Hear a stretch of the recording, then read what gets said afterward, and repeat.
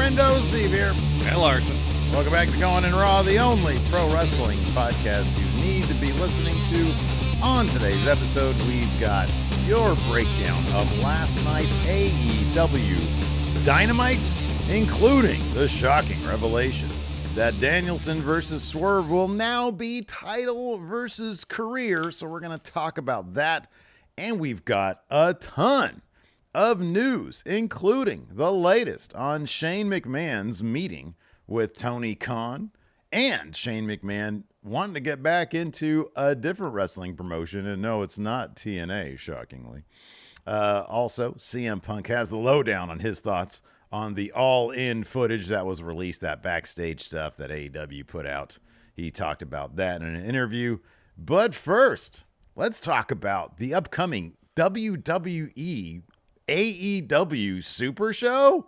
That's right. Last week, Tony Khan stated that no matter how remote, he was open to the possibility of a WWE AEW Super Show. Not surprisingly, though, this is not going to happen because WWE doesn't want it to happen. And this is proof positive. During an interview on the Sports Media Podcast, what a great name for a podcast. It's describing exactly what it is. Like I told you, we should name this show Pro Wrestling Podcast. Hey, what do you do for a living? I'm a podcaster. What's your podcast called? Pro Wrestling Podcast. Pro Wrestling No Podcast. ambiguity about what we talk about, is there? Yeah, I don't have to stumble around the old name Going in Raw. I know. Really, what's it called? Going in Raw? And see if they kind of smirk and get the reference. Yeah, right. Like if they'll have any understanding. The Pro Wrestling Podcast. Let's name our show that. All right, we'll figure that one out. We'll test run it. During an interview on the Sports Media Podcast, WWE Executive Vice President of Talent Relations and Head of Communications. That sounds like three jobs in one. It does. His name is Chris Legentil. He was asked about putting on a joint show with AEW. And when she said no, he said no interest. Said pass. Pass. Hard pass. These transcripts come to you via Cultaholic. It's one sentence. No interest. There's no shot there that's being fired. It's just to say the answer to your question is that no conversation has been had in relation to that. What do you think? End quote, by the way.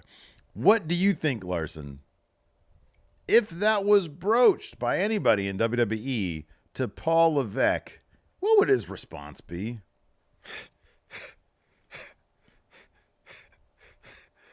It's like, why would I want to do a show with that pissant company? That's probably what you would say. Why would I want to do a show with that busy? We always look at what's best for WWE first. WWE. There's probably a variety of reasons why WWE would never do it. But first and foremost is those they don't want to give AEW the legitimacy of being on their level. Right. Yeah. And therefore, like if it was, hey, let's do an AEW NXT crossover show, maybe because that's different. Then AEW's on the same level as WWE's developmental promotion. They don't want any audience to have the perception that AEW is anywhere near the level of main roster WWE. Not going to happen. No, not going to happen. No. No. So big nothing burger. But, it's fun to make that thumbnail here on YouTube with Roman next to MJF and, all that stuff. Yeah, it's fun. It's not going to happen, though. Not going to happen. But that is not precluding us from putting together the most realistic WWE AEW Super Show card. We did that, or we're doing that on Friendo Club. We've already shot it. We're going to try to get it up. What day is it today? Thursday? Probably Thursday. Early next Tomorrow week. Tomorrow is we got a thing up going up tomorrow. It's the latest episode of the Free Agent Game. Oh, yeah. Last night we put up a new episode of Wrestling What Ifs. Some good what ifs in there. Anyways, let's talk about this. Another what if. What if the real world's champion in AEW had stuck around? He didn't. I'm talking about CM Punk, and he got fired. He got fired because of this big brawl that happened at All In. And of course, if you guys remember, AEW released this controversial footage a couple months back, but he hasn't really talked about it till now. During an appearance on the Sports Illustrated Media Podcast. You know exactly what it is. It's the podcast for the magazine Sports Illustrated. CM Punk spoke about Tony Khan's decision to air the footage of his backstage altercation with Jack Perry. These transcripts come to you via Fightful. He said this: "It's kind of like I have to wrestle Drew McIntyre, right? It's this garbage person that I don't want in my life. This is the fight game. This is the shit talk business. It's just like fighting in the UFC. Hold on. Oh, Larson. Don't. Okay, go ahead. Go. You go ahead. Go ahead. UFC's real fights. WWE is scripted entertainment. That's all I was going to say. It's not one Larson, he's keeping it kayfabe, brother. You know, you son of a bitch. You accuse me of forwarding this this perception that you're a CM Punk hater. What's this thing where I have the temerity to criticize anything that Phil Brooks says, and that makes me a CM Punk hater? It's not one and the same. He's keeping it kayfabe, brother. No, he's not. That's ridiculous. Continuing on, he says, "This is the shit talk." Oh, you just dug. It's just like fighting in the UFC. You see these guys ripping at each other in ugly press conferences and getting personal. I don't necessarily enjoy that energy, but the payoff is I get to go in a ring and get to blacken eyes and chip teeth and make Drew sob and do whatever else in my head that I hope to do to him. It felt really ugly, but then I was like, showing that footage isn't going to help them or hurt me, so whatever. Being a top draw in two different companies is pretty wild. Thanks, guys. Thanks, guys. He just turned to Chris Jericho there. Maybe that's where Jericho gets it. He did. Thanks, guys. Thanks, guys. So yeah, what a great response. You know, he says, number one, keeping it kayfabe, talking about his ongoing blood feud with Drew McIntyre, you know, relating it as he should to the real fight game. Hey, I'm in this blood feud with Drew McIntyre, and then out of nowhere, AEW releases this footage. But hey, I'm the top draw in two different companies. What a great response. Yeah. Good response. Good response. Oh, my God. Wow. What? My goodness gracious. Yes, I said I agreed with you. It's a good response. I feel like you're going too far with this punk derangement syndrome, man. I'm not going. Got to get you some help. We don't have a better help ad today, but it's something, you know, I know you went through some shit in your mid-20s. Maybe it's rearing its head in its mid-40s. Severe punk derangement syndrome. You're getting to the point of crossing the line there, buddy. Oh, no. We're in the fight game now. Yes, we are. This ain't no scripted cartoon Mickey Mouse thing either, as Dan Severn called it. Whoa. All right. My bad. I apologize. So, yeah. Anyways. No, I mean, like, what else is he going to say? You know? Well, it's CM Punk. He could have said a lot. In terms of he was kind of remaining a bit above the fray here. Kind of, yeah, and you know, he it's the thing where he could have gotten upset about it, but as he said here, from his perspective, doesn't hurt me because he doesn't feel like he did anything wrong. Obviously, he didn't think it helped them because he probably saw the amount of criticism that was levied towards the company for doing it, and was like, I'll just stay out of it. So, in the end, I mean, it did help AEW. It boosted their ratings for a week. It helped Jack Perry a shit ton. And it did help Jack Perry a lot. It did. It was the basis for his new character, which I think is pretty damn effective. Yeah. So yeah. Interesting because he could have taken this a number of ways, and the fact that he's just sort of like, hey, you know, I don't know why they're doing this, but you know, it just goes to show the effective drawing power of me, CM Punk. Yeah. In the end, he puts himself over. Mm-hmm, yeah. In the end, he puts himself over. Let's move on from this. Speaking of people that like to put themselves over, let's talk about Shane McMahon. Yeah. So the following reports with photographic evidence, no less, from Fightful and Wrestle Talk that Tony Khan recently met with Shane, Bully Ray, Bubba Ray Dudley of all people, received a statement from Shane about said meeting, and read it on the latest edition of Busted Open After Dark. There's a Busted Open After Dark? I didn't know that either. I just found out when I read the Fightful article about it. I wonder what the difference is besides time of day. I think that's it. Wow. One, they record during the day, the other in the evening hours. Once the sun has gone down. So that means tomorrow when we do our SmackDown recap right after SmackDown, it's going in Raw After Dark. Wow. Well, no, not really. No, 7 o'clock. Larson, it'll still be light out. Pro Wrestling Podcast After Dark. I'm telling you.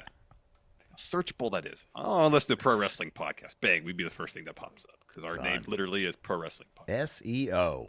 Masters of SEO. Anyways, this statement that Shane apparently set to Bully Ray Dudley, read, quote, Tony and I were connected through a mutual friend. We had a great meeting. We talked about many things, but mostly about our shared love for the business and the rewards and challenges of working with family. I congratulated him on the 5-year anniversary of AEW and look forward to how he evolves the business moving forward. So, on, I believe, last night's Wrestling Observer Radio, most recent edition, Dave Meltzer then claimed that Shane had been looking to rejoin WWE, but had been rebuffed by the company. Rejected. Denied. King. Denied, yes. So these transcripts come to you from Wrestle Talk. This is what Dave said, quote, I know that Shane McMahon has looked to get back in WWE. I know the people in charge of WWE have no interest in him. Could that change with the idea that he'd be willing to go to AEW? Maybe, maybe not. Would he really be willing to go to AEW? I don't know where his mind is. Shane's got a lot of money. If you compare the amount of money Shane got for the amount of work he did when he was an active few times a year pro wrestler, it was a really high number.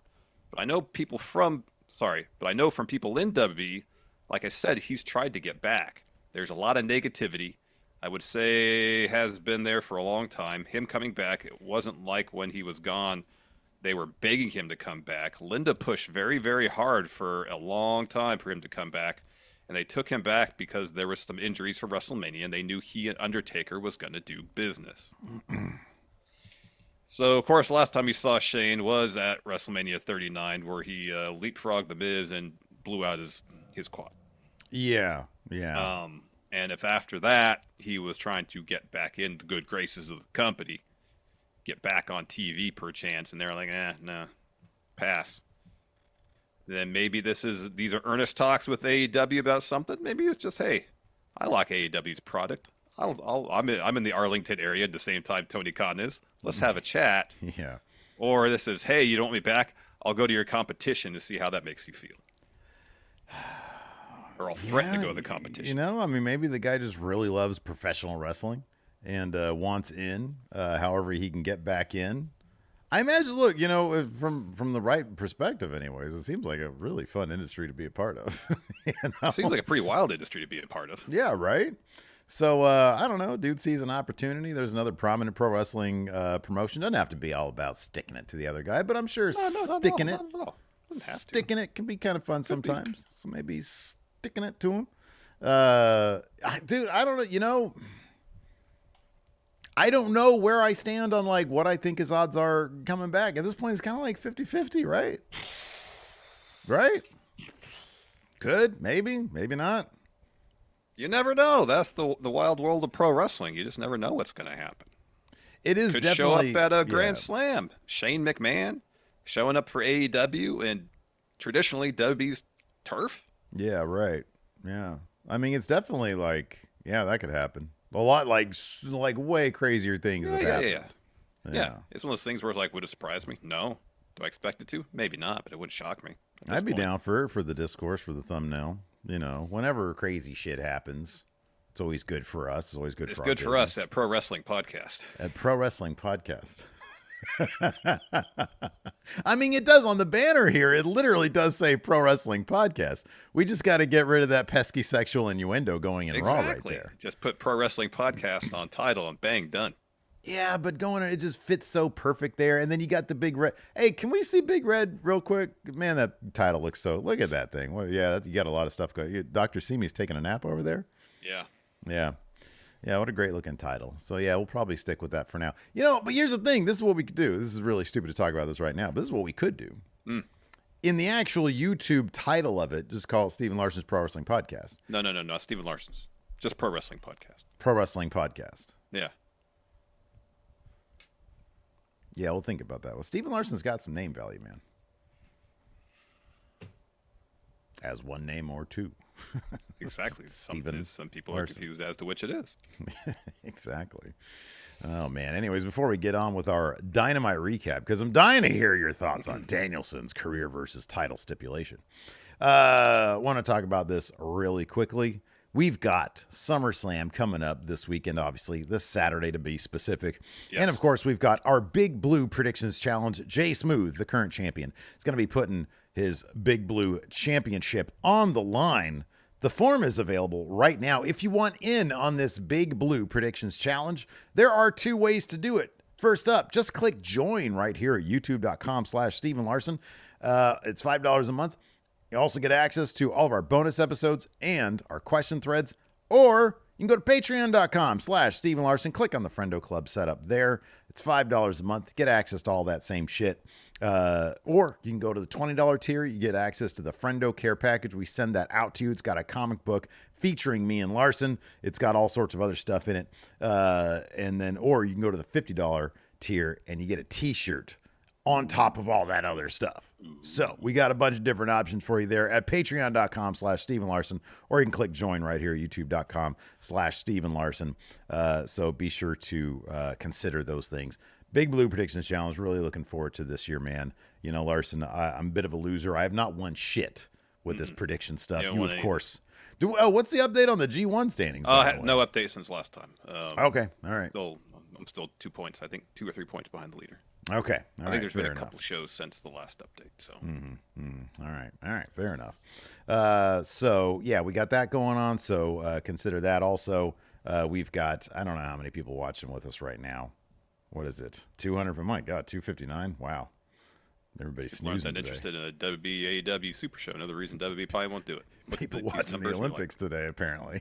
Anyways, hey, let's get those likes up. If you're watching this show after the Olympics are done with, give this show a thumbs up. Hit that subscribe button, a little notify bell right now. Yeah, heck, everybody that's watching right now, hit that like button. We want to get at least 200, and if everybody watching now just hits that like button, bang, done. Accomplished. We'll be done, exactly. Less than 20 minutes into the show. So please, smash that like button. Hey, you love those Olympics? Hit that like button. I don't know what the excuse is to not do it, honestly. There's really no excuse. None. Anyways. Let's talk about Bryan Danielson retiring or not. So he dropped a promo during the middle of Dynamite last night and said, I'm all in on winning at All In. So much so that after Swerve comes to the ring and tries to play a little mind games with Bryan Danielson says, I'll put my career on the line. If I don't win that title, I'm done. He really didn't. No more wrestling. He did not need to do that at all. He didn't. No. Usually it's like the dude's like, I'm not going to put this on the line unless you put something huge on the line, like your career. Exactly. No, this is Danielson just willingly putting it on the line. So he's like, fuck it. It's an interesting situation because more often than not, when a wrestler puts their career on the line, they win the match. There's a couple things to keep in mind with Bryan Danielson. One, obviously, he's winding down his full-time career, but you'd think you want to leave the door open in case, hey, if I want to wrestle here or there, I can. But if he retires, that's it. Done. No more wrestling. Yeah. 2, shoot, I just lost my train of thought. Well, I say first one is contracts expiring. Yeah, sure, yeah. Yeah, that was it. And then also, like he's already said, he's not wrestling anymore full time after that. So yeah, and also this is the other point. That's what it was. Danielson is really unselfish. Like he doesn't. It seemingly very rarely advocates for him to like win titles and stuff. Yeah. Like there's a story that when he signed with WWE, they had people take like a personality test, and on like the ambition part of it, he had the lowest score they'd ever seen. Right. Yeah. So combine those two things, you think, oh, he's got to lose. But there's interesting detail that I saw pointed out of social media. Good. What color T-shirt does Bryan Danielson usually wear when he comes out for the ring for promos? White. He was wearing black. Swerve was wearing white. Yes. Yeah. Is that some foreshadowing in terms of a Bryan Danielson heel turn, joining the Elite? Ooh. And having All In end with every member of the Elite having a title. Yeah, dude, I don't know. I've always kind of wondered if there was some, if he was big on symbolism, if he was like, or if he just showed up and he was like, yeah, pulling out his white shirt, and then you notice a Swerve, because Swerve's white shirt was like obviously a bit fancier, looked like an expensive white shirt, whereas Danielson looks like he gets his Target. And he was like, well, we can't wear the same thing out there. Here, I also have a black shirt, puts it on, or he gets it from somebody else. Yeah, I don't know. I think a heel turn would be great. I think that him being selfless is, I kind of feel like that edges out because like Monster said, boy, they're really telegraphing Danielson winning here, and then maybe dropping it at Wrestle Dream. Mm-hmm. But here's the thing about that: it's like, because Swerve's from the Pacific Northwest, but you know who else is from the Pacific Northwest? Bryan Danielson. Bryan Darby Danielson Allin too. Yeah, exactly. Well, yeah, but he's not like in the title scene right now. Not for that. Well, actually, anyways. He is number one contender for the title at Grand Slam. Darby is. Oh, that's right. But he's got a TNT title match coming up. Yeah, so they're really telegraphing Jack Perry winning that one, huh? Yeah, right. Anyways, I'll put it this way: Darby ain't winning that fucking world title. That ain't happening. No. But, so yeah, dude, I don't know. I don't think, as much as I think it would be really, really fun for Danielson to join the Elite and go on a heel run, we've kind of seen him as a bad guy in one way.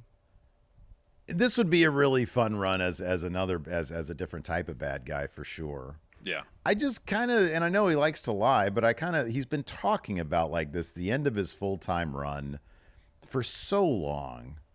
It just seems like he's going to go away for a while. That's my guess. Well, here's the thing is he could have done that without putting his career on the line. He could have lost this match. Everybody kind of assumed this is the last we're going to see for him a while. And, you know, he would have lost it at All In, been showered with thank you, Brian chants to close the show. And he would just disappear, maybe get his neck worked on so it's in better shape, and then come back when he wants. He could have done that without saying, "Oh, I'm putting my career on the line," because that's more definitive than just kind of fading away for a little bit. Yeah, but this now sows doubt into everybody's mind. It's like, oh man, he's not gonna call it a day. Like of course he's gonna win, and then it doesn't happen. Like that's just sort of regular pro wrestling. It's like, well, we got to up the stakes, get people, because otherwise it's like, okay, yeah, Swerve's gonna win, not a big deal. He beats everybody these days. But now it's like, well, wait a second, this guy's not gonna retire. He's not gonna. But it's pro wrestling. Like, you know, oh, it's my career's on the line, and then hell, the Elite, he could lose, still turn heel. The Elite, you know, say, oh no, we're the Elite, we're EVPs. You're not retiring. We've got your contract right, or whatever, you know. Mm-hmm. So, I mean, it's pro wrestling. There's a million ways. Terry Funk has retired a trillion times. Yeah. So I kind of feel like, if nothing else, this is a great way. This is a great way to sow that doubt in our minds that, oh, dude, he's probably going to win this thing. Get everybody talking. That's what they should be doing. And that's why I love this stipulation, because the points you make, the points I make, they're all good points. This dude could win. He could lose. With stipulation throws a lot more intrigue into it. And that's the great part about it. I think right now I'm still leaning towards Swerve winning at All In, but given that, you know, Tacoma's Wrestle Dream is coming up and Grand Slam's coming up, and yeah, there's all sorts of different ways they could go here. They could do the thing where Danielson turns heel, wins it All In, puts the title up against either Swerve one-on-one or a triple threat with Swerve Darby at Wrestle Dream, if it's still going to be taking place Pacific Northwest. A triple threat would be a lot of fun. And have Danielson lose that match, you know, near his hometown. Swerve wins, gets that title back, and Danielson has his last match, pretty much, barring a couple, you know, one-offs, you know, in Washington. I'm still tripping about the fact that Darby Allin has a TNT title matchup and he's number one contender for the world title. I know. That's such a weird way to go about things. I know. I'm trying to think of any precedent for that. You know what I mean? It's so weird. I know. It's an odd bit of booking there from Tony Khan. Oh, yeah, and then you got All Out coming up, too. Yeah. Let's talk about Darby Allin a little bit. He got the win over Hangman Adam Page. Of course, you know, his blind rage, his being driven to insanity by Swerve, and his hubris, his arrogance, cost him that win last night. He had multiple opportunities. His desire is not so much to win matches, it's to punish his opponents. And he gets so caught up in the idea of punishing his opponents that he forgets that the point of wrestling is to win. Mm-hmm. And so after hitting 2 dead eyes, he has Darby there ready to be pinned. Yeah, he could win the match there. He thinks that's not enough. I got to hit him with a buckshot, and he takes so much time. And Darby takes a lot of time getting to his feet, and then when Page goes for it, Darby collapses again. Page goes for another move. Darby rolls him up, and this. I feel like this is gonna be a continuing thing with Hangman until he gets out of his own head. He's gonna be so blinded by rage and looking to punish his opponents that he's just not gonna win matches. He's one of the most compelling characters in all of pro wrestling. It has been. The evolution of the Hangman Adam Page character from day one to now has been fascinating. And it's all rooted in the character's insecurities. I was thinking about our Friendo Awards earlier when thinking about this, because we were talking about Drew McIntyre the other day. What is going to be that particular award? Because... Or like the MVP kind of? Most interesting character? Yeah. Who would we name that after?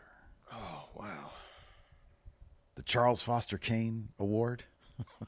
One of the most interesting characters in cinema. Yeah, oh yeah, easily. You know, template for complex storytelling in a character.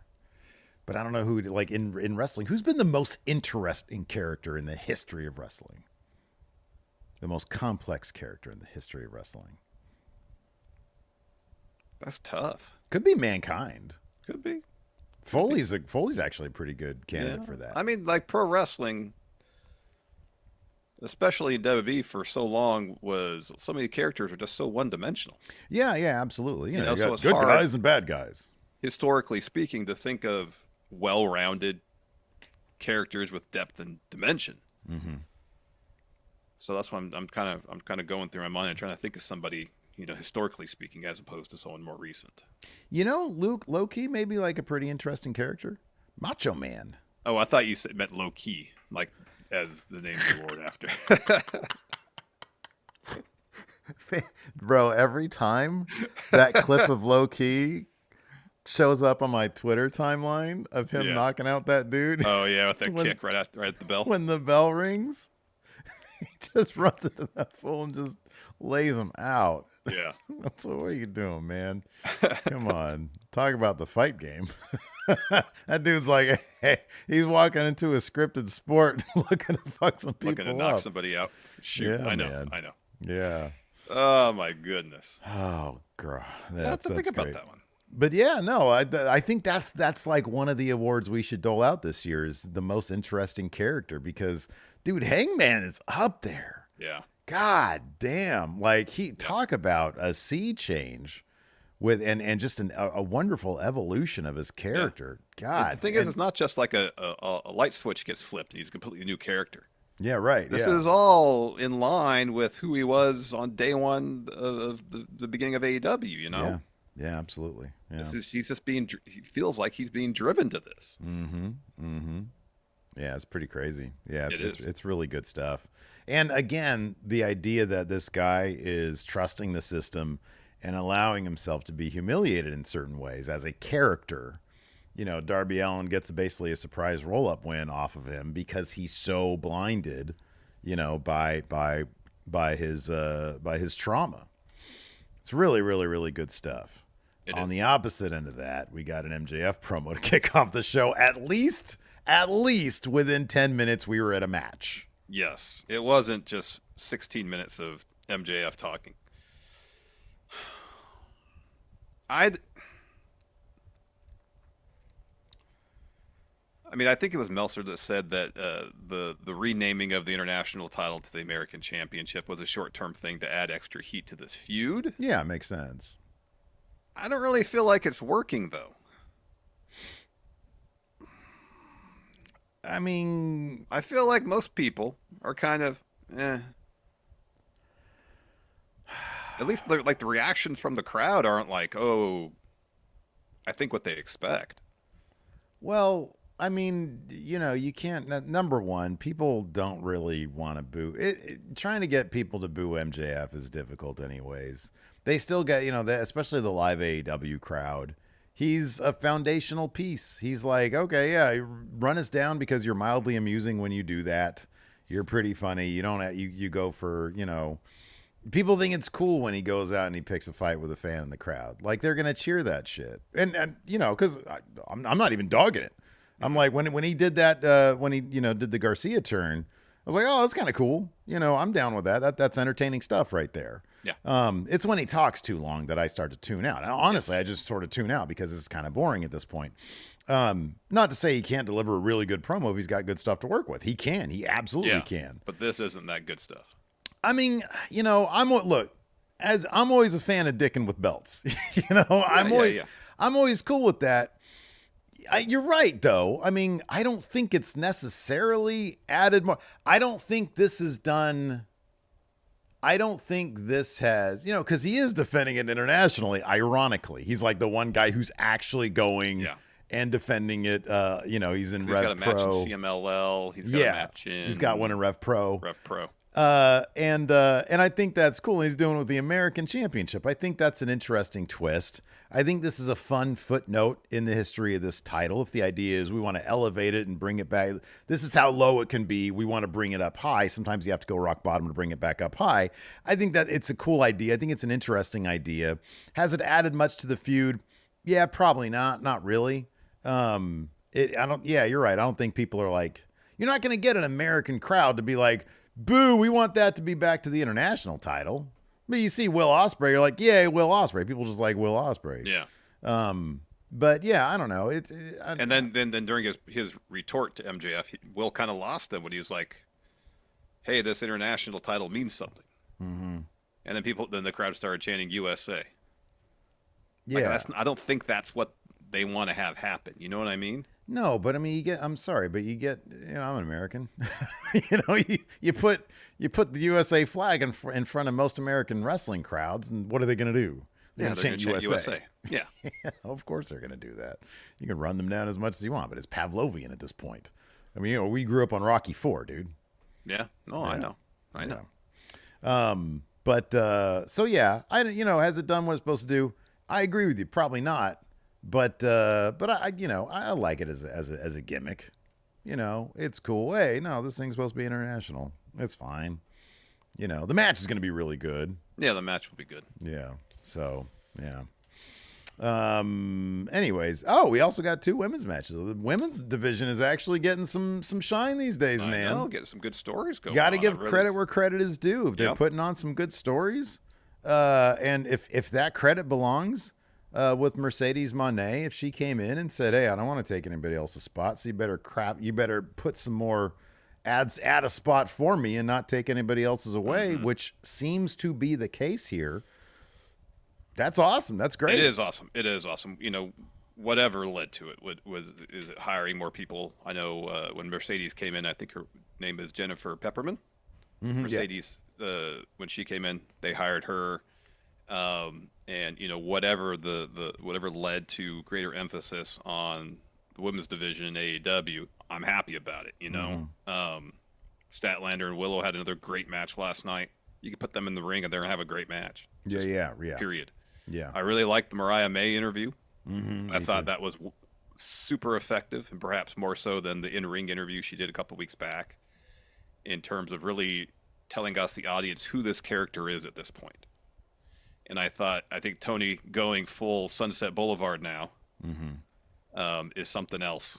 Yeah. And it's going to be that match. I'm really looking forward to it. I think they've done a pretty good job for the most part crafting that story.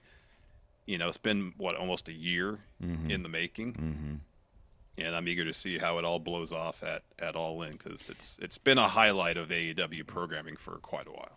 It's 3, and the point is, it's not just they're shoving women on the air. It's 3 well-crafted stories. Yep. It's 3 well-crafted stories. And honestly, our criticisms of AEW in the past, I think one of the most difficult to articulate criticisms has to do with the pacing of a story. Mm-hmm. I've seen a lot lately in terms of people saying, well, they always told stories. AEW's had stories. And one time I saw a tweet from Dave Meltzer, and he was literally just naming feuds and saying, AEW has stories. This guy versus this guy is a story. And I'm like, no, that's a feud. You've got matches, you've got feuds, and you've got stories. We know what matches are. Feuds are two people or two acts or multiple acts are building to a match. Mm-hmm. But if it's just one guy saying, I've got this, another guy saying, I want that, if there's nothing more to it than that, that ain't a story. It's a feud. No, that's a feud. Now, a feud, a really good feud, usually is injected with story. Yep. Where there are arcs, development, character growth, et cetera, et cetera. And stakes usually beyond winning a title. Right, exactly. Yes. And that is what AEW has really struggled with when we have criticized it in the past. Mm-hmm. And part of that is that weird language of pro wrestling where that Triple H really does understand because he's been around it for so long. And that's why the good stuff in WWE is really good. He sometimes forgets about the other stuff in WWE, but the good stuff is really good. And there is that language of pacing that's kind of difficult to nail down, the ins and outs of it. But it's basically, you got a pay-per-view coming up, you tell a story that's got a couple of twists and turns in it. That's the genesis of it. And then after that, how do those characters progress after it? What happens then? And you got to follow up. Mm-hmm. And that's been one of AEW's big, and you can point to like Wardlow as a very good example of their inability to follow up. Even Hangman after he won the title. Absolutely. It seemed like there wasn't definitive plans on how to follow that up. Yeah. Right. And that's one thing that AEW's actually been pretty decent at lately. Yeah. They've been able to weave some of these stories in and out of the feuds that are happening. Mm-hmm. And that's when you're like, oh man, I'm invested in this. What's this next segment? I'm invested in this. Yep. Chris Jericho, I can go to the kitchen. Okay, I'm back now because you got Statlander and Willow. Exactly. Let me ask you about this really quick. Sure. This trio of Roderick Strong, Roosh, and the Beast Mortis. Yeah. Does the genesis of this trio happen on like Rampage or Collision or something? I don't know. Did I miss something? Well, like Roosh is a member of Don Callis family now. I'm sorry? Yeah, Roosh is part of the Don Callis family. When did that happen? I don't know, recently-ish, I think. But Callis was on commentary in this match talking about what a great addition Roosh is to the Don Callis family. Yeah, it was funny because Roderick Strong comes out and he's got his king, and I'm sure, look, somebody in chat. Kingdom, yeah. It's funny because Lacey's next to me, and he comes out with his two dudes in the Kingdom, and then and his partners, Roosh and the Beast Mortis, and I'm like, look, I'm a huge Beast Mortis fan. I still got to watch that hologram match. He's awesome. Yeah. And I'm like, and I'm telling Lacey, I'm like, he's got two guys. He's got two guys. They're right there. Why are they walking away? I don't know. Because he's got two other better dudes. That's why. I guess so. I was just sort of curious. I didn't know if there was Well, Roddy had a match. He had a match against Ishii lately, I believe. Okay. Yeah, he did. I actually watched that one. Yeah. Yeah. And then I don't know. And then I due to the outcome of that match, I'm guessing they're going to have Beast Mortis challenge Mark Briscoe for that Ring of Honor world title. Oh, that could be. Boy, they kind of like that Beast Mortis, huh? Oh, he's great. He's awesome, isn't he? Yeah. And he wrestles with that big old mask on. I know. His packaging, his presentation is 10 out of 10. He's a fantastic wrestler. Heck yeah. That finish of his is probably one of the top five finishers. It's so good. If this leads to Roosh feuding with Orange Cassidy, I guess, hey, Roosh, member, Don Callis family. Don Callis was trying to recruit Orange Cassidy into the family, become a member of the faction. I guess there's the motivation there. This is what I really want. Because I'm down with this trio. I love all three of those guys. Yeah. Roderick Strong's been consistently one of my favorite in-ring guys for years now. He's awesome. Roosh is great. And Beast Mortis, obviously, next level. We need some vignettes. We do. We need some, at Roderick Strong's home. You got Bennett and Taven there, too, because they're good for comedic some value. walls, yeah. And you get Roosh and you get Beast Mortis. I mean, it writes itself. It really does. You get Roddy there with his mustache and glasses. Yeah, right, yeah. And you get super intense Roosh. Yeah. And then you get Beast Mortis sitting on the couch. Yeah. Come on. It's comedy gold right there. It really is. It really is. Let's get that, Tony Khan. Hey, Tony. Let's get that, Tony Khan. Look at the camera, say that. There you go. Get it done, Tony. Get it done. Get it done. Let's get some video packages with the three of them. That'd be great. Let's do it. Anyways, So we're not Jorge gonna read here these, asks, how does Chugs fit into all this, though? He doesn't. Yeah, he doesn't. He'll come back when he comes back, and yeah, we'll cross that bridge when we get there. Yeah, who knows? Who knows how he's going to be woven back into the AEW fabric? I don't know. He walks in. What a crazy comment here on the YouTube. This is YouTube chat. Zach says, kind of weird. Right after I puked, my splitting headache was gone, like a switch was pulled. That is not really. I mean, it's not germane to anything we're talking about, but I think I've been in that situation before. Usually it's when I'm like after post drinking. Like if I'm like, throwing up can make all the difference for that hangover. It can. It's like if you throw up, drink a lot of water, some liquid IV, you got a good chance of being solid the next day. Mm-hmm. That's the worst though, when you drink too much and you try to lay down and the room starts spinning. Yeah, that's miserable. I hate that. Boy, Yeah. So I don't really drink that much anymore. I wonder too, like if someone has migraines, Mm-hmm. or just severe headaches, if something like that would happen too, where it leads you to being nauseous. You relieve that aspect of it, and it helps you feel better. I don't know. Maybe. I don't know. Anyways, Dynamite kicked off with MJF coming to the ring. Did you notice he had the same jacket that Tank had on NXT? I didn't know. Yeah, it was Tank. It was Tank Ledger had the same exact. And I've actually seen that jacket online before. Oh, really? Yeah. It's a very USA jacket. It is. All right. I like that he left to. Did he come out to his entrance music, or was it Stars and Stripes? Left to Stars and Stripes Forever. Yep. Yeah. Yeah. So, anyways, he comes down, mocks the good people of the South with an offensive Southern accent. I know you people down south ain't too bright. He says, when I talk about the USA, I'm not talking about South Carolina. So keep your meth-addicted mouths shut. I'll be busy talking to real America.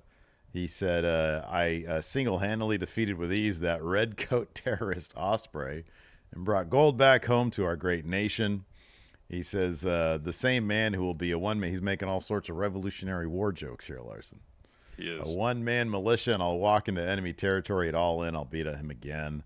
Allow me to ask you people for once in your miserable lives, show some respect. All rise for your America's hero. And then Osprey comes down. MJF beats feet. Will gets on the mic, talks shit. Says, after what you said about my family, I'm going to put you through pain you can't imagine. You're running around with that American title. One thing I know about these Yanks is that they love that flag just like I love my own country's flag. Yet none of these people acknowledge that title because some prick like you's holding it. He says, when you took the international title and threw it in the trash like it was a piece of garbage, that's why nobody's acknowledging you. But let me tell you something, brother. He says, I've worked so hard. He says, men like me have worked. He says, men like Moxley, Phoenix, Strong, myself, Pac, Orange Cassidy, we've all worked so hard to establish that legacy. We have no problem week in and week out performing like our lives are on the line for all these people. You do not fit the criteria. It's not the international title that isn't worth anything to MJF. You're not worthy of holding that title. So the crowd starts chanting USA, and Osprey's like, all right, dude, fine, whatever. I get it, home pride. But when a man like that is trying to represent you guys, he doesn't represent the American spirit, the American work ethic. It's a tightrope, man. It's a tightrope. In the face of USA chants, which, again, I don't think that's what they're hoping to get from this dynamic now. Yeah. I mean, Osprey did the best he could. He did, yeah. He says, when you come to London, my home turf, I'm going to restore honor to the international title. Yeah. Trying to get the international title to be the face and the USA title, the bad guy in the USA is going to be a tough one. It is. Anyways, MJF talks more shit, and he says, tonight I've got a feeling what after what happens to you, you're not going to make it to Wembley, bruv, because tonight in shithole South Carolina, everybody dies. And it's supposed to be a big surprise, but like they announced this ahead of time. They announced it, Lance Archer was Will's opponent. Everybody dies. So that's a typical really fun Lance Archer match. Choke slamming Will all over the place, throwing him around. Lots of fun. Osprey gets the win, though. It takes a couple hidden blades. And then afterwards, MJF comes to the ring and attacks Osprey. He's looking to punch him with a Dynamite diamond ring. Kyle Fletcher runs down to make the save. It's my best friend. So, yeah, Fletcher gets on the mic and says to Callis first, because Don Callis is ringside. It's like, I know you said we're not going to get involved in Will's business anymore because he's not in the faction, but he's my best friend. He's my brother. He's laying on the ground now because that asshole, MJF, I'm not going to let him injure people in this company without repercussions. Max, I am karma coming to bite you in the ass. Max, you don't give a damn about America. All you care about is MJF. I heard what you said about foreign wrestlers, and when I was born in Australia, I dreamt of moving to this country when I was 8, I think he said, because this is where the best wrestle. He says, thanks to moving here, I've met my dream girl, I have my dream life, my dream everything, pretty much. Mm-hmm. He says, I may not be a politician, but I think I speak for everyone here when I say that we're tired of your bull crap, so come down this ring right now. So MJF rips off his shirt, gets super intense like he's going to come down the ring and fight. Kyle Fletcher gets on the mic and says, no, you don't call the shots around here. I do. Nobody punches an American hero in the face and gets away with it. You want a match? Me versus you next week on Dynamite. But if you thought Wembley last year was bad, you got another thing coming. I'm going to kangaroo kick your face off. I'm going to break your neck. Like he said, I'm going to do to you what I did to Daniel Garcia. I'm going to break your neck and leave you in a pool of your own blood. And there'll be only one man to blame, Will Osprey. And I can't wait to see Will, I can't wait for you to see what I do to Kyle Fletcher. Yeah. Yeah, the match was really good. The Osprey Lance Archer match. Yeah, Lance Archer, he's fun. So much fun, dude. Oh, he's so much fun. Absolutely. Yeah. Then we got a Swerve Strickland video package. That was really well put together. Yeah, this was really good. And then we get a recap of Jericho versus Suzuki last week, and that's prelude to an interview. Alex Marvez talking to Learning Tree. So Big Bill is standing there with a cake. This is 102 days as FTW champion. Yeah, it's a celebratory cake for Jericho being FTW champ for 102 days. Mm-hmm. He said 100 days is great, but 102 days is next level. And then Jericho says, because he's responded to Shibata showing up, and he's like, you know, you had to get involved after Murder Grandpa broke my hand. Shibata, you're all alone. There's no Joe. We haven't seen Hook since I threw a fireball in his face. He says, I can't take you on, Shibata. I can't take you on, Shibata, yeah. And then Brian Keith says he's going to take out Shibata next week on Dynamite. They had referenced earlier that whenever Jericho referenced that whenever there's a cake on a wrestling show, it ends up in somebody's face. And then Brian Keith sort of fakes like he's going to ram it into Marvez's face, but he doesn't. And he says, you better stop disrespecting Jericho and eat that cake. And so Marvez takes some of the fries and says, pretty good. After that, we had Chris Statlander versus Willow Nightingale. Another great match between these two. Oh, man, they got such great chemistry. Oh, they do. They do. And it's great seeing it play out in the ring where they tell the story of them being familiar with each other's in-ring process and their moves. Yeah, right. You know, and each match they have, I hope, emphasizes that more and more. Where someone's going for a move, it's reversed. Next match, same sequence, and then the reversal is reversed, you know, that kind of stuff. That's always good to see. Anyways, Statlander gets the win here due to a length of chain that Stokely puts in the ring. He distracts the ref. Statlander wraps the chain around her hand and hits Willow with a discus forearm to get the win. And afterwards, Stokely hands Statlander a chair, and then Chris starts blasting Willow with it. Security comes to the ring, so Statlander drops the chair and then beats up all the security guards. And she's like hitting one with ground and pound. Just like hit forearm after forearm after forearm. And Stokely's like, stop. He raises her arm, and then they walk off. Yeah. So she now gets a shot at title. CMLL women's title, yeah. Right, yeah. After that, we had a recap of Danielson's interview from last week, and then we had his promo. Pretty long, kind of standard Danielson stuff. Talks about presents and promises. That was kind of the thesis. That was just the learning to be, since he came back from retirement, learning to be present in the moment. You know, living in the moment and not worrying about what could be or has been. And talk about making promises, promising his family this would be his last full-time wrestling contract. He says over the last 3 years, so when he came to AEW, he wanted to accomplish two things: kick people's head in, win the AEW title. He said, I've kicked in a lot of heads, but I haven't won the title yet. And this is my last shot. And doctors are telling me I shouldn't wrestle. My family doesn't want me to wrestle, but here's my promise. is that it all in with all my body, my mind, and my soul. I'm going to go all in. And he says, and to ensure, before he could finish that thought, though, Swerve interrupts. So he and Nana come to the ring, and he gets in the ring, and he does the mind games with Danielson. He lists off all the things that Danielson couldn't do that he's done. Yeah. Beat the Elite, beat Will Osprey. Heck, Swerve says, I was at All In last year in front of 80,000 people, and your body was too broken down to even get on the plane. And he says, maybe your body can't handle the pressure of being champion. He says, I know you make a lot of promises, and you want to be in this moment, so let's be in this moment, Bryan. And let me make a promise to you. I promise you that I am the most dangerous man in AEW. I'm also going to promise you this. You're not walking out of All In as champion. Hell, after I'm done with you, you might never walk again. So Swerve starts to leave, and Danielson says, Swerve, I got one more promise for you. So Swerve turns around to listen. I promise if I don't win the AEW World title, I will never wrestle again. Your title versus my career at All In. Swerve, what do you say? So he extends his hand. Swerve shakes it. Swerve says, that's very noble of you, Bryan, but don't keep that promise to me. Keep it with your family. Full heel turn. Goes heel on his family. He's like, I lied to you people. He turns heel, signs a new contract with the Elite. 10-year deal. He signs it with his child's favorite crayon. Wow. Overstepping there, Danielson. Anyways. It was a long segment, but it was good. It was pretty effective in terms of Danielson relating for him what's at stake in this match, and Swerve coming out and getting in Danielson's head, and then obviously the stipulation added to the match. It was good. Yeah, it was really good. And right afterwards, we see Renee on the mic. She's backstage. Bryan goes steaming by. She's like, whoa, let me get your comment on this. And instead, he just sort of keeps on walking, and we see Jeff Jarrett and his crew, and he's like, that's how you do it. That's how you go all in. And instead, Bryan smacks the cowboy hat out of Jarrett's hand and says, you want to see if I'm all in? Why don't you see if I'm all in next week on Dynamite? We get Danielson versus Jeff Jarrett, man. That's exciting. Yeah. That's cool.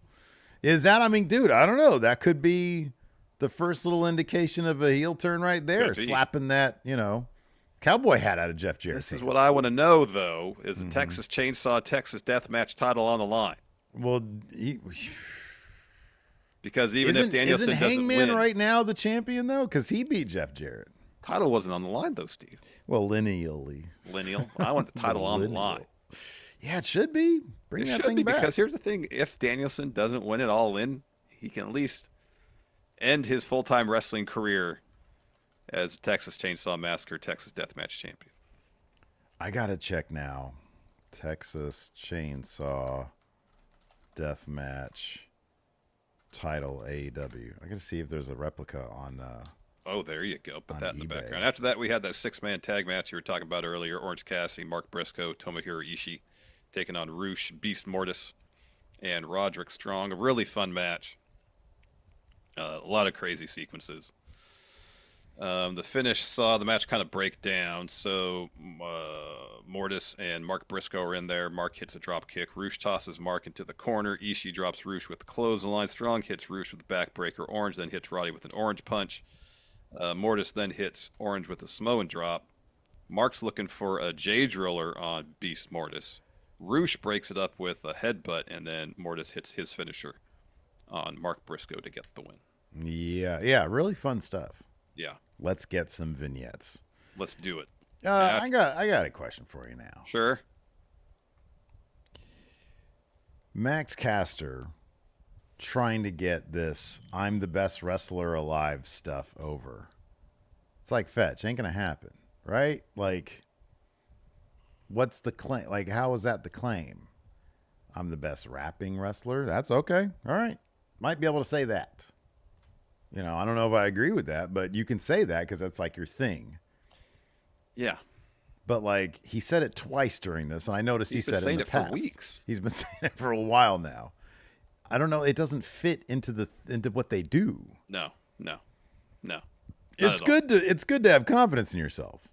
Yeah, it kind of reminds me of when Sammy Guevara was calling himself the greatest wrestler to ever live, and you're like, do you remember when we were at that PWG show? Yeah, absolutely. He had that phenomenal match against, I want to say it was Joey Janela. Yeah, it was. And at the end, everybody's like, oh, what a great match. This is awesome. And then he got on the mic and he said, I'm Sammy Guevara and I'm the best wrestler ever. And everybody's like, what? Yeah. You'd be in the main event if that was true. Yeah, exactly. And it was like, it kind of just sucked all the air out of the room. It did. Yeah, it's kind of the same thing. I don't get it. So pretty much the Acclaimed and Billy Gunn have a promo. They say they're coming to Collision and calling out FTR. And Caster says, we came here to the Carolinas looking for FTR, but they're not here. He says, are you scared of the Blood and Guts MVP? That's what he calls himself, I think, the first time the greatest wrestler in the world. Says, I like the Carolinas. The people are welcoming, but I want to be welcomed by FTR, the two guys who said I was not a serious wrestler because I make rap videos and rap songs. But I think you guys aren't serious wrestlers because you didn't show up tonight. Bowen says, FTR, you talk your trash and you don't show up and man up to back up what you said. So Saturday night, we'll show up. We know Dallas will show up because everybody loves the Acclaimed. Mm-hmm. After that, we had a Mariah May interview. This is like a sit down and like a little lounge really area. Good. And she was really good. Yeah, she's a hell of a character, huh? Yeah, she is. Renee's just sitting in a chair, where Mariah's kind of, she's kind of slouched down the chair. She's got her feet up on one of the arms of the chair. Real heel way of sitting down. Yeah, like if you see it, you think, oh, it's super casual how she's sitting, but based on her tone and delivery, it's like, oh, there's a lot more going on here. Yeah, it was really well kind of put together. So Mariah starts the whole thing off saying, I said all I need to say, but go ahead and ask your question. So Renee starts to ask about the attack on Tony Storm, and Mariah says, and she's kind of doing she's talking really deliberately and slowly this whole time. Yeah. Says, what more do I have to explain? Do you not watch the show? From day one, I said I wanted to be just like Tony Storm. I gained her trust, her love, got closer to her than anybody else, and then I sliced her open and wore her skin. What do you not understand? And Renee just says, well, what did Tony ever do to you? And Mariah says, nothing. And that's why she was perfect. I love Tony Storm. She gave me everything I ever wanted. Tony always said this business will eat you alive. I guess it was just my turn to eat. And then Renee starts asking about Tony's return last week. And Mariah says, I'm not going to answer any more of your questions. And rather than Mariah getting up and leaving, Renee's like, all right. And then she leaves. Yeah. It's good stuff. Yeah, it was really good stuff. And then Tony, kind of the exact opposite, comes out with a super emotional, kind of a ranting promo on the ramp. Says, Mariah, you said you love me. Well, and it was very, very melodramatic because I loved you too. You say you should find what you love and let it kill you. Well, all in, it's going to be a romance of a bloody lifetime. And she starts hammering herself in the head with a shoe and pounds her chest, holds up the shoe in the AEW women's title, and then throws the shoe down. Yeah. Very dramatic. Very dramatic. Let me get a recap of AEW at Comic-Con, most specifically when Mercedes and Camille show up, and there's nearly an altercation with Britt, and Tony Khan makes their match official and all in. Yeah. And then we get Camille's in-ring debut in AEW. Against Brittany Jade. Not surprisingly, she finishes off pretty dominantly and quickly. Oh, yeah. Which leads to Mercedes getting in the ring. And then Camille raises Mercedes' hand, and Mercedes puts her foot on Brittany Jade as if she just got the win for Camille's match there. So she says, Greenville, please say hello to your CEO and welcome the newest member to the Monet Corporation. To the Monet Corporation. Monet. There it is. Monet Corporation. Camille says, now you can see why we call her the Brick House. For weeks, I've been victimized by Britt Baker. I've tried to turn the other cheek. Britt's taking things way too far. She's obsessed with me. But who's not obsessed with the CEO? Britt, you might have gotten your match at All In, but you also got suspended by my EVPs. But I have Camille and Britt. You can't tear this Britt down, this brick house. Britt, you talked about how you built this house with blood, sweat, and tears, but it's my house now. Losing to me at All In is going to be the greatest moment of your career because Monet changes everything. So who wins that match, Larson? Oh, Mercedes wins that. Britt's been gone forever. Yeah. She don't win that match? No. Oh, wow. No. High degree of confidence on Mercedes winning that match. All the confidence points, huh? Not about all the confidence, but high degree of confidence. My name. Yes. Yeah, I think you're probably right about that. Wins again. All right, then we got our main event. Hangman Adam Page taking on Darby Allin. This was a really fun match. Darby, of course, just putting his body through just total and complete punishment. I don't know why he does, like getting hit with the fall away slam into the corner of the ring steps. Ow. Well, it's not even, I don't know why he does it. I know why he does it because it looks great. It's very dramatic. How does he do it? I guess that is the question. His body, how does it handle this shit, man? It's got to catch up with them at some point. It's crazy. It's pretty wild. So we talked about the finish earlier. Darby actually looks for a buckshot. Page counters with a lariat. Gets a 2 with that. Page hits a power bomb. Darby kicks out of that. And that's when Page hits a pair of dead eyes but doesn't cover. Instead, he looks to the crowd. And then looks for a buckshot. Darby is really slow to get up. And when he does, he collapses. Mm-hmm. So Page then pulls Darby towards the middle of the ring. Gets him up. Looks for a clothesline. Darby ducks that. And then rolls up Hangman to get the win. Yeah, Hangman's furious. I thought for a second he was going to give Bryce a one of his moves. Yeah. Bryce gets he out of backs there. him up in the corner and starts yelling at him. Yeah. And then Hangman just starts throwing chairs in the ring. Doesn't really do anything with him. No, he just has a fit, pretty much. He's just pissed. At one point during the match, the power went out. Yeah. Just randomly. Yeah. Taz tried to explain it. Goes, well, the fuses went out earlier, so guess I'll do it again. Here's the thing in AEW: when the lights go out, you're conditioned to expect something to happen. Oh, Malachi's going to be there. Yeah. Yep. Yeah. Didn't happen. No, fun match this time.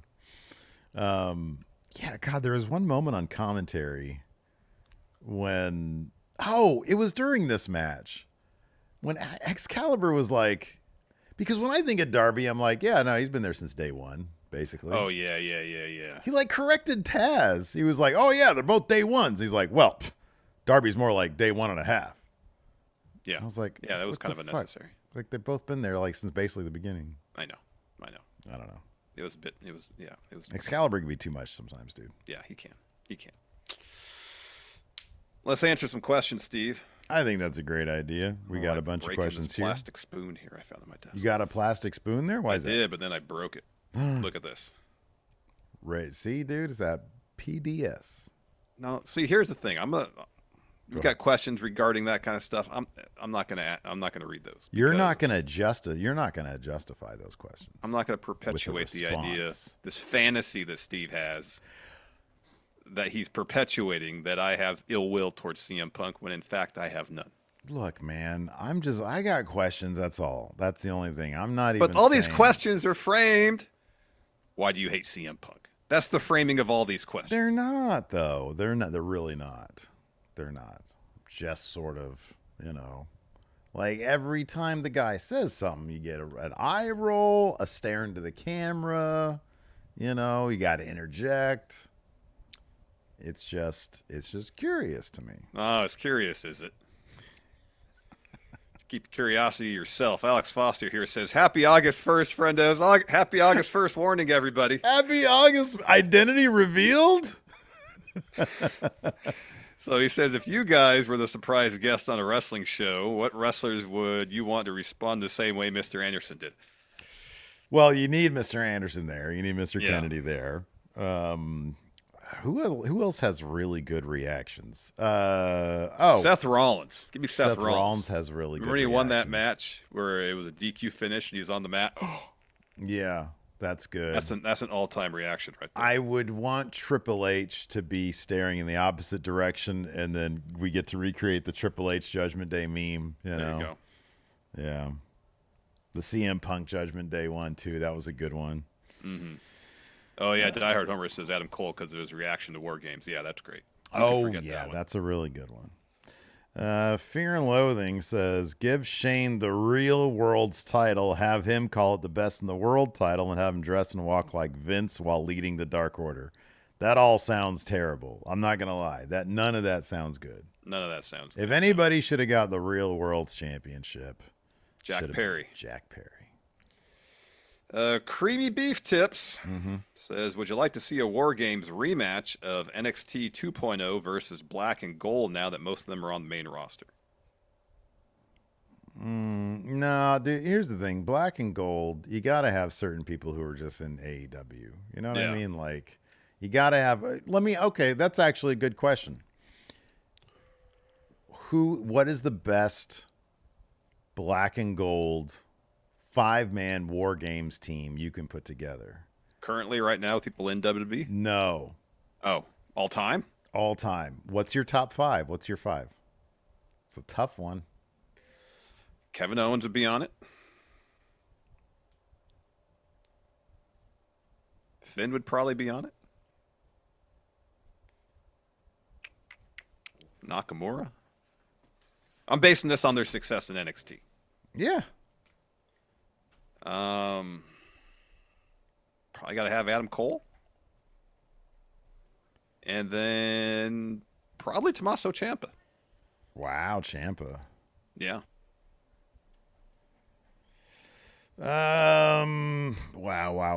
I know we can make a whole other list for the women, obviously, because that'd be tough as well. Oh, that would be really tough. Mine is going to be Shayna.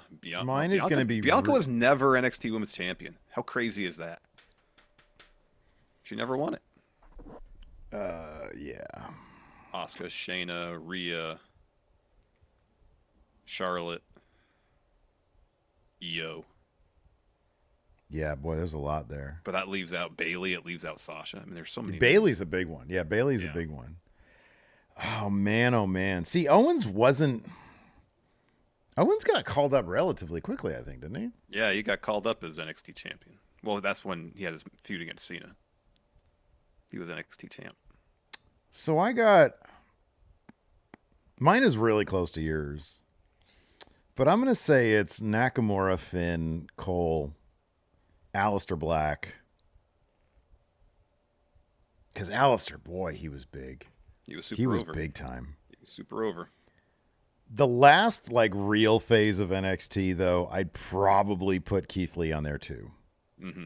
It's a shame he got called up right after he was double champ. I know. Boy, that was a shame. He could have done some really fun stuff. He really could have. Yeah. So what about an NXT 2.0 team? Oh, 2.0? Braun. Mello. Trick. He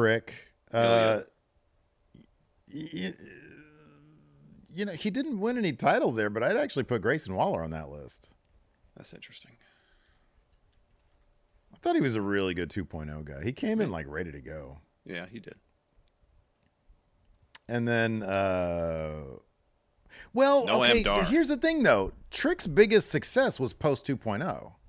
It was after they had already rebranded to. Yeah, I know, but I guess I would say this current phase of. I'm taking Trick out of there. Well, I'm just going 2.0 because then you could do another list. Oh, of post 2.0, gold and white. Yeah, that's how Dijak referred white to and gold. Yeah. Yeah. So Waller, Braun, Mello.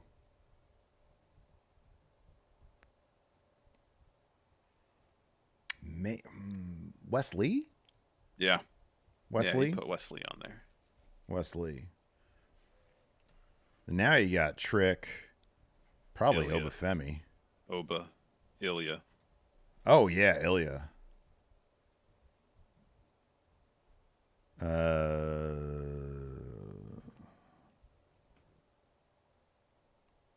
Dijak. Yeah. That's 4. That's usually what it is. It's 4. Well, we've been doing 5 this whole time. Okay, that's fine. I think it varies. Sometimes 5, sometimes it's 4, sometimes it's 3 teams of 4. Lex is king. Not at all. Tony D. Noam Dar. Put Noam Dar on there. Noam Dar. Oh, I love Noam Dar. All right. Joe Coffey. You know what? Give it another 6 months, Joe Hendry be on that list. On there, Oh, man. That was a good one. Let's see here. AJ Otani says, who has better go-home shows, WWE or AEW? Lately, WWE, the Friday show is kind of loaded. It's got 2 tag title matches on it, I think. It does. So, Who has better go-home shows, AEW or WWE? Does AEW have good go-homes? I don't remember. I don't recall. I'm going to say so far, like the last SmackDown go-home was really good, and this one promises to be good. So I'm going to say right now WWE. But there was a spell when WWE was like basically just recap packages. Yeah. Yeah. Luis says, what would be on your card for NXT TNA Multiverse 3? We did a video about that. Didn't we do a video of our NXT TNA Supercard? We did do a video on that. It like really underperformed too. So go find that on the Friendo Club. You can get it right now. This is an interesting question. Sean Jones here says, do y'all think wrestlers that were in their primes in the 70s and 80s can perform at the pace of today's matches? Some of them, absolutely. Oh, like Steamboat could. Yeah, Flair could. Flair was wrestling hour-long draws every time. Savage could. If you watch Savage like in the 80s, that dude was fast and he could go. Yeah. So fast. He was very athletic. Yeah. Yeah. Yeah, I think there's a lot of wrestlers that could. Absolutely. I think, okay, I'll put it this way, though. I do think that the percentage, like the ratio is much lower, though, back then. Like, I think by and large, like a bunch of big, meaty dudes couldn't keep up with the pace today.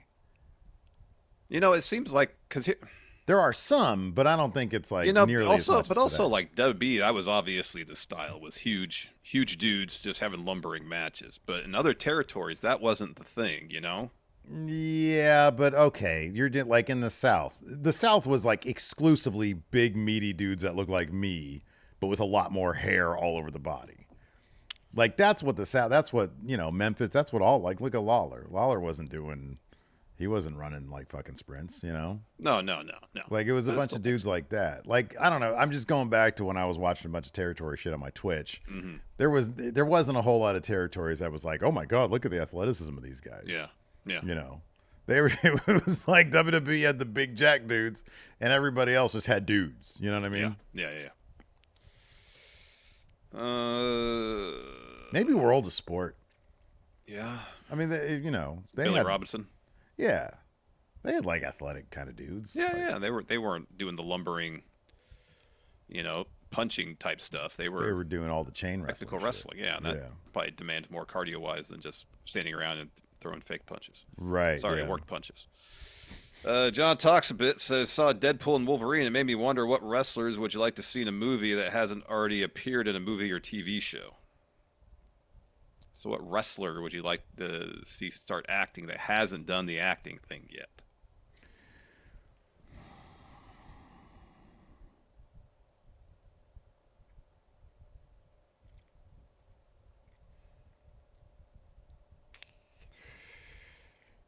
Man, there's a lot, to be honest with you. Give me Hangman Adam Page.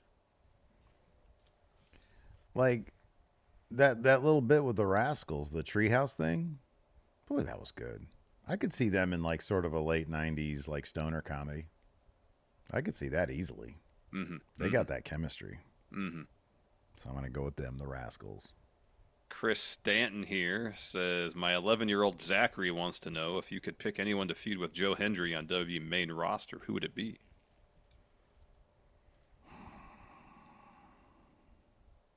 You know what would be a lot of fun? I know he's like trying to be a good guy right now, but Baron Corbin really should be a bad guy. He made such a good shitty bad guy. It's just he wasn't given good material to work with. I know. But Corbin and Hendry, that could be a lot of fun. Mr. Forbesy has a great answer. Kevin Owens. Kevin Owens and Joe Hendry would be outstanding. I would prefer them not feuding, but as a team. That could be fun. Weston Gibbon Music here says, women have had the best match at WrestleMania more often than not the past few years. How long until we get another women's match main eventing Mania? Rhea versus Bianca seems to be an obvious possibility, but what are some other matchups you could see on that stage? Yeah, Rhea Bianca is huge. That's a big one. Mm-hmm. That's a big one. Depending on how the story plays out, I feel like you could eventually do Bianca Jade at WrestleMania. And I feel like that story is one that those are two characters that really need a prolonged story. Yeah. And then you could do that for sure. Maybe Jade and Charlotte. Yeah, that too. Yeah, if you tell the right story. Yeah. I'm out of questions over here. Have Bianca and Charlotte feuded? Oh, yeah. I thought so too, but I couldn't. I think they had a Mania match, didn't they? Did they? I don't think they had a Mania match. Hold on. Bianca versus Charlotte. Let's see here. This will be a real test of the old memory. What the heck? There we go. I don't think I could pronounce this name, so I'll just say. Sorry, I don't want to mispronounce someone's name horribly. So I'll just say, I'll read the question. Watch you guys back in the Machinima days. Glad to see you're all doing another great show. Lyra Valkyria is a very hard name to pronounce. I got you, Steve. Yeah. What are some of your least favorite names throughout wrestling history? Oh, wow.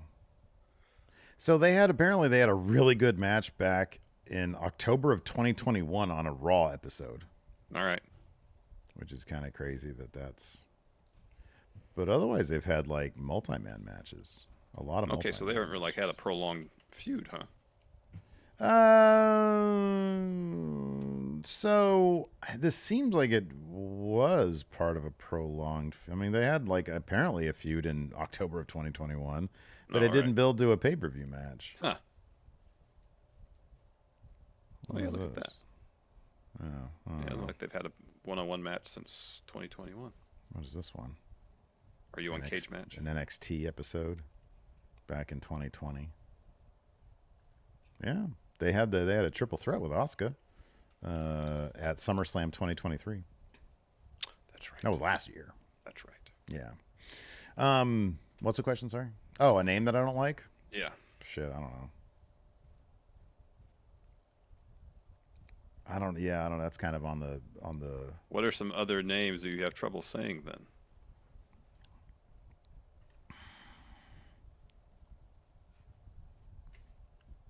I'm sure there are some out there. I can't recall off the top of my head. All right. What are some other names that you obviously can pronounce, but you choose not to? I don't think that exists. That's not a real thing. I find it ironic, though, that you're trying to, like, get me in a gotcha moment, which is super offensive. And yet, and yet you yell at me over your punk derangement syndrome. Well, here's the thing: is you have a noted history of trying to pull one over on the Friendos and me. Wow, these Whereas are heavy allegations to history finish the does show not with. exist with me. So I don't know about all that. Anyways, we're gonna have to talk about this off camera because this is a pretty spicy subject, Larson. Yeah. Let's go ahead and wrap this up. Thanks everybody for tuning in. We appreciate it. We'll be back tomorrow, but not during the day. And La Noche for our SmackDown. I forget. I don't think we're gonna do a watch. Let's just do a review, not a watch. Yeah, I'll just do a review. Yeah, we'll do Pro Wrestling Podcast After Dark. Should we just go ahead and change the name of the channel? Let's put it up. Let's do some focus testing. Let's put some polls up. Oh my gosh. Okay. Anyways, that's gonna do it, everybody. Thanks for watching. We appreciate it. Till next time, we'll see you guys around.